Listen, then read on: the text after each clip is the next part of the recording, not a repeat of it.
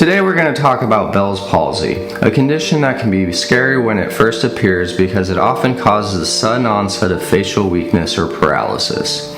You might notice that one side of your face doesn't move the way it normally does, making everyday actions like smiling or blinking difficult. The good news is that Bell's palsy is usually temporary, and with the right treatment and care, most people recover fully. In this video, we'll guide you through what Bell's palsy is, what causes it, the symptoms you should watch out for, how it's diagnosed, how it differs from other conditions, and the treatment options available. Let's get started. Bell's palsy is a form of temporary facial paralysis resulting from inflammation or compression of the facial nerve, also called the seventh cranial nerve. This nerve controls the muscles of facial expression. It allows you to smile, frown, close your eyes, raise your eyebrows, and even contributes to tear and saliva production. It also carries taste sensations from the front 2/3 of the tongue. When this nerve is affected, all of these functions can be impacted. The facial nerve travels through a narrow bony passage in the skull. If it becomes inflamed, often due to a viral infection, it can swell and get compressed in that tight space. This interferes with the nerve's ability to transmit signals, resulting in weakness or paralysis of the muscles on one side of the face. The condition is named after Sir Charles Bell, the Scottish anatomist who first described the anatomy of the facial nerve in detail.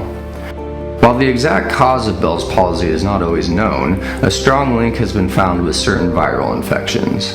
The herpes simplex virus type 1, which causes cold sores, is the most commonly suspected trigger. Other viruses that have been linked include the varicella-zoster virus, which causes chickenpox and shingles, Epstein-Barr virus, cytomegalovirus, and even influenza and other respiratory viruses. The body's immune response to these infections is believed to cause inflammation of the facial nerve. Bell's palsy can affect anyone, but it tends to be more common in people between the ages of 15 and 60. Pregnant women, particularly in the third trimester or immediately after childbirth, are more likely to develop it. People with diabetes or upper respiratory tract infections are also at increased risk. Sometimes stress or immune system suppression can play a role in triggering the condition. The onset of Bell's palsy is usually very sudden. People often wake up in the morning and find that one side of their face isn't moving properly. The weakness may develop over several hours and usually reaches its peak within 2 to 3 days. The most noticeable sign is drooping of one side of the face. You might have trouble smiling, closing your eye, or raising your eyebrow. The eyelid may not fully shut and the mouth may droop, causing drooling. Eating, drinking, and speaking can become more difficult.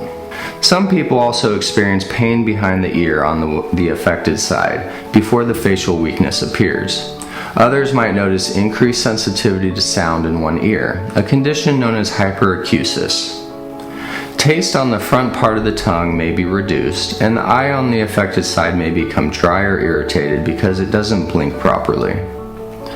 Even though Bell's palsy affects facial muscles, it does not typically cause weakness in the arms or legs, and it doesn't affect memory, balance, or speech in the same way a stroke might.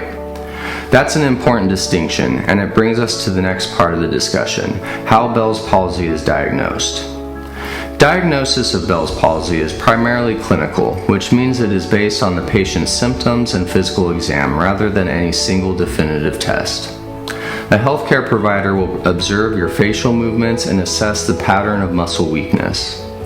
In Bell's palsy, both the upper and lower parts of one side of the face are involved.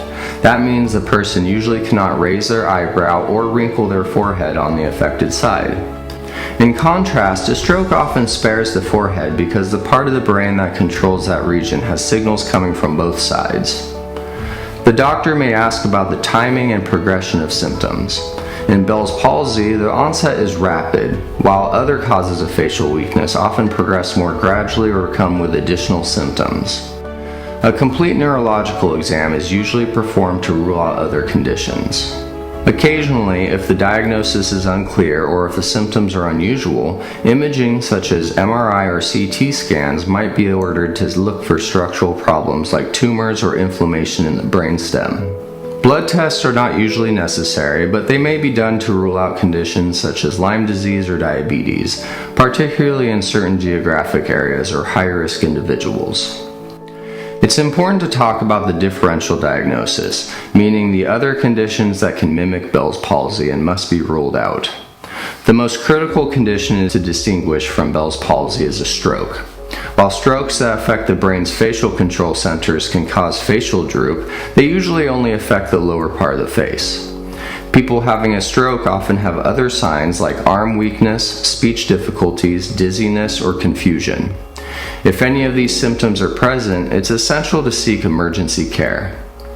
Other causes of facial paralysis include Ramsay-Hunt syndrome, which is caused by varicella-zoster virus. This condition may include a painful rash inside the ear or on the face and can also affect hearing and balance. Tumors pressing on the facial nerve, Lyme disease, multiple sclerosis, and certain autoimmune conditions can also present with facial nerve symptoms. That's why it's so important to get a proper evaluation when symptoms begin. Once Bell's palsy is diagnosed, the focus shifts to treatment and supportive care. The good news is that most people with Bell's palsy recover completely, especially if treatment is started early. The first-line treatment for Bell's palsy is corticosteroids, usually prednisone. These medications reduce inflammation and swelling around the facial nerve. The earlier they are started, ideally within 72 hours of symptom onset, the better the chances of a full recovery. A typical course of prednisone lasts about a week and may be tapered gradually. In some cases, especially when a viral cause is suspected, antiviral medications such as acyclovir or valacyclovir may be added. However, evidence for their effectiveness is mixed, and they are usually considered secondary to steroids. I just want to take a moment to ask that you hit that like button and subscribe to my channel. Leave a comment below if you have any questions or topics you want covered in future videos. Anyway, eye care is one of the most important parts of treatment. When the facial muscles are weak, the eyelid may not close completely, which can lead to dryness, irritation, and even damage to the cornea. Artificial tears should be used during the day to keep the eye moist, and an eye ointment may be applied at night. Some people need to wear an eye patch, especially while sleeping, to protect the eye and prevent injury. Physical therapy and facial exercises may be recommended to help stimulate the facial muscles and maintain range of motion.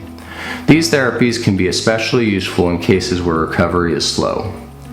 Massaging the face and practicing exaggerated facial expressions can help retrain the muscles and encourage proper nerve regrowth.